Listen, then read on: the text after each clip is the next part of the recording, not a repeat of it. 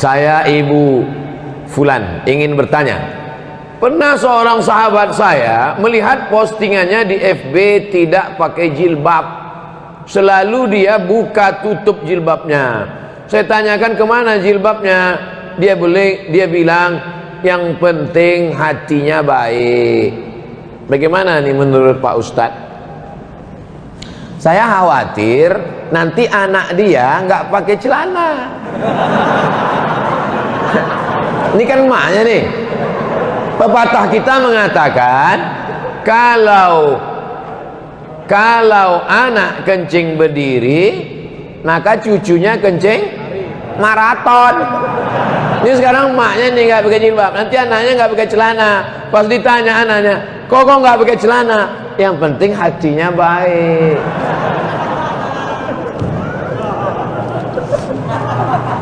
Saya tanya, apakah Sayyidatuna Aisyah itu hatinya nggak baik? Istri Nabi itu Aisyah, istrinya baik, hatinya baik apa nggak baik? Baik. Dia pakai hijab nggak? Pakai. Ada nggak Aisyah mengatakan dibukanya hijab? Aisyah, kenapa nggak pakai hijab?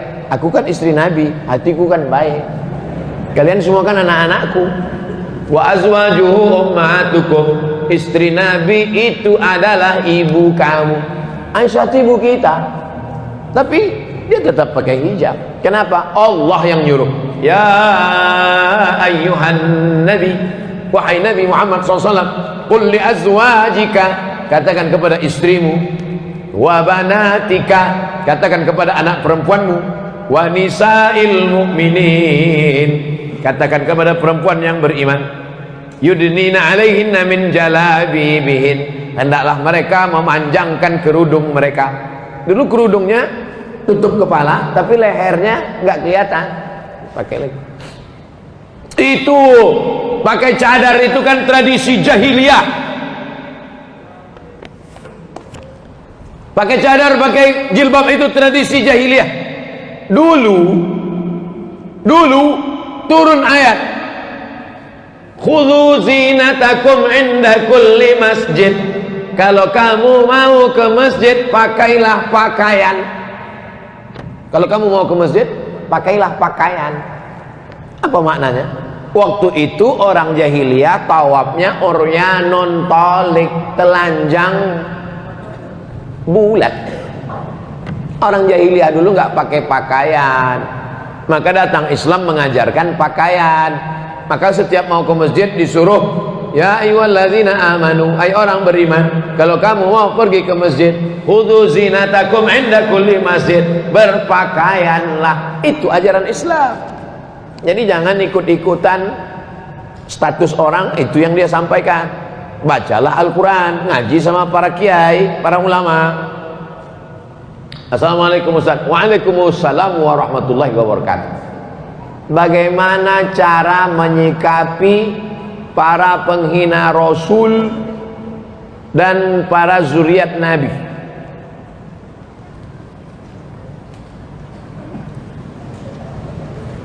Kalau engkau punya kekuasaan, kau tegakkan hukum. Man ra'a minkum munkaran falyughayyirhu biyadihi. Sebagaimana Abu Bakar Umar, Abu Bakar mengirim pasukan kepada penghina Rasul di kampung namanya Yamamah. Nama orangnya Musailamah. Kirim pasukan, dipancung kepala Musailamah. Yang memancung namanya Wahsy. Wahsyilah dulu yang membunuh Hamzah bin Abdul Muttalib. Tanganku ini dulu yang memancung kepala Hamzah. Hari ini aku memancung kepala Musailamah. Kalau dulu sebelum Islam ini memotong kepala sahabat Nabi, paman Nabi. Sekarang setelah Islam ini memancung kepala musuh Allah Subhanahu wa taala. Kalau sanggup punya kekuasaan. Yang tak punya kekuasaan, fabilisani, dengan lidah. Jangan hina Nabi, jangan hina zuriat Nabi dengan suara. Tak juga sanggup, takut dengan mulut, dengan hati diam aja lah. Kalau kau tak sanggup membela, diam. boykot. Jangan lagi pakai mobil Prancis, jangan lagi pakai deterjen Prancis, jangan lagi pakai susu, teh, kopi Prancis, pakai aja kopi tai musang.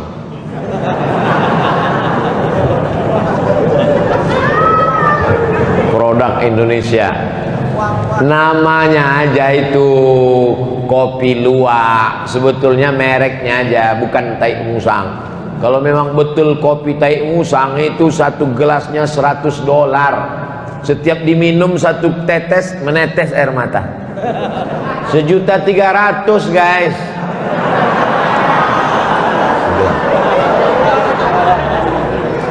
Jadi apa, ketika Denmark dulu membuat karikatur Nabi, Denmark dulu yang pertama, waktu itu Syekh Muhammad Said Ramadan Al-Buti masih hidup. Coba ketik di YouTube Syekh Muhammad Said Ramadan Al-Buti, orang Suriah, ceramahnya lembut. Syekh Muhammad Said Ramadan Al-Buti kalau ceramah lembut. Assalamualaikum warahmatullahi wabarakatuh, lembut.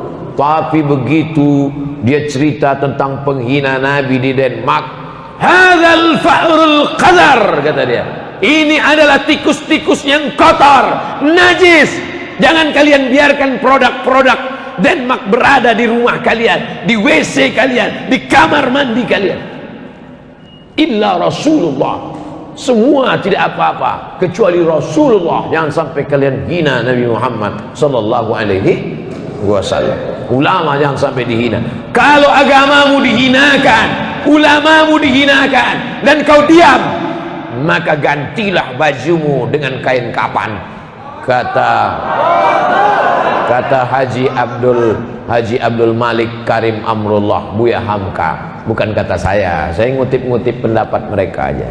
Saya kalau ceramah itu nggak pernah menurut saya, menurut ulama, menurut Habib, menurut Kiai, supaya nanti kalau disalahkan Allah di akhirat, ini katamu Abdul Somad, enggak.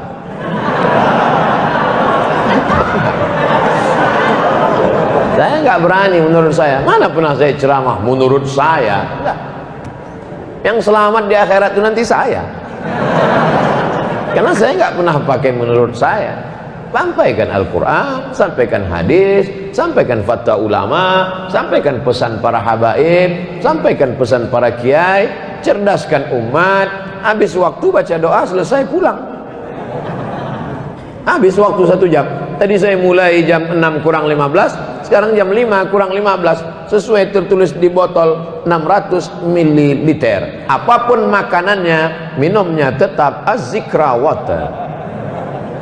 Pakailah produk dari saudara kita sendiri, sehingga kalau ekonominya maju, dia akan makun masjid. Kalau ekonominya maju, dia akan sedekah. Jangan kau kayakan orang lain. Kalau duitnya banyak, dipakainya berjemur di pantai, tak pakai kolor. Pakailah, minumlah minuman santri dari pondok pesantren Sidogiri. Kau minum makanan, kau makan makanan yang halal, kau minum minuman produk saudaramu, maka itu sudah kau ikut membangun masjid, membangun pondok pesantren, membangkitkan ekonomi umat. Saya alhamdulillah sampai hari ini semua saya endorse, dari mulai kerupuk sampai keripik. Kalau ada jamaah datang bawa kerupuk 2 bungkus, senyum, saya sudah tahu dia pasti minta endorse. Mana di kerupuknya? Jamaah dimanapun berada, belilah kerupuk ini, dapatkan di toko terdekat, hubungi nomor berikut ini, persediaan terbatas. Ada lagi yang mau endorse? Astaghfirullahalazim, astaghfirullahalazim, astaghfirullahalazim, alladzi la ilaha illa huwal hayyul qayyum wa atubu ilaih.